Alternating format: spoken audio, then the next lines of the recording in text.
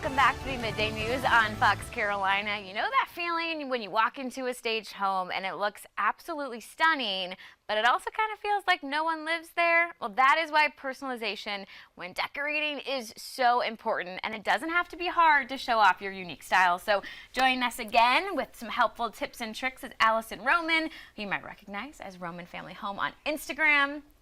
Thanks so much for stopping in. Thanks for having me. Another Midday Makeover here. Here we go. All right, let's talk about the power of personalization. For you, why is this so important to kind of bring into a home? Okay, so I love it when I walk into someone's home or my friend's home and I just know exactly who they are, right?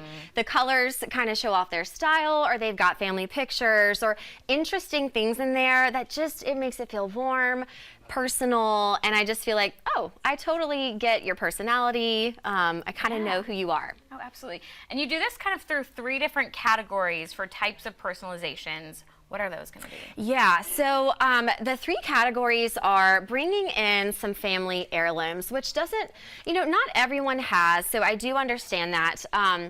And then also bringing in some customized wall art that might be family pictures, but also might just be something that you commissioned from an artist and it is unique, shows your style, no one else really has it.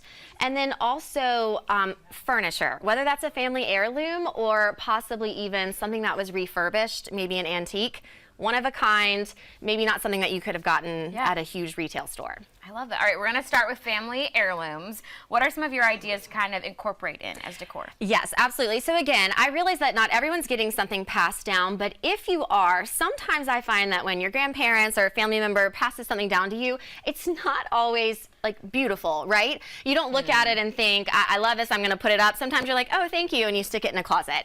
I have found, though, if I will use some of those interesting items as shelf styling or even to put up on a wall, I don't necessarily do a whole shelf with all family heirlooms, but I might pick one piece and combine it with something nice from Pottery Barn, Target, that it can really make that corner of the room make me smile throughout the day. So I brought a couple of things from my family, and this is, I guess you call it like a shoe mold from a cobbler. Okay. This belonged to my grandfather. He passed away at 99 and a half. This was his mother's. She would actually use it.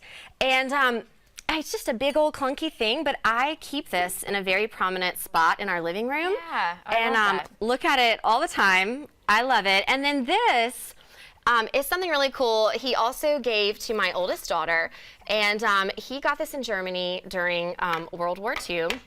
And so he has a really cool story about that. So what I wanted to say about this as just an idea, if you have a family member who is getting older, talk to them about maybe picking these items, if they're willing to, and telling you the story.